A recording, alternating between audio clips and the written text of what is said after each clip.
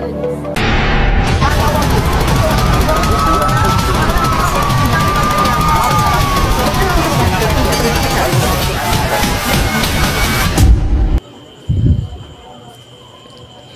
Information technology. Let's start with the basic. Information technology refers to the use of computers, network, and other physical devices to create, store, process, and exchange all types of electronic data. IT is the backbone of modern business operation, communication, entertainment, and even education.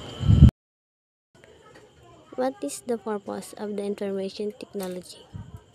Information technology is building communication network for a company, safeguarding data and information, creating and administering database, helping employees troubleshoot problem and their computer or mobile devices, or doing a range of other work to ensure the efficiency and security of business information.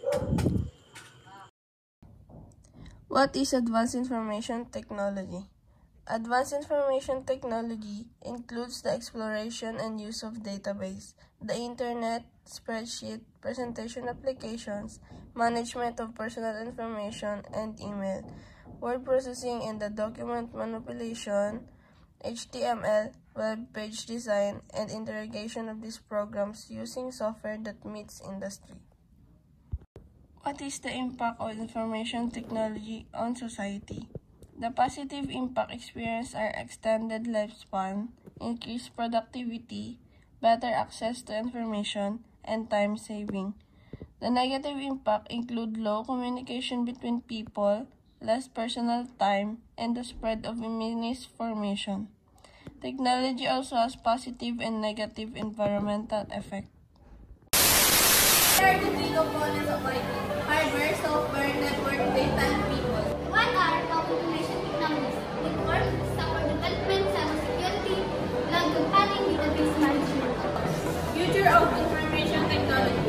Artificial intelligence, Internet of Things, and also 5G technology.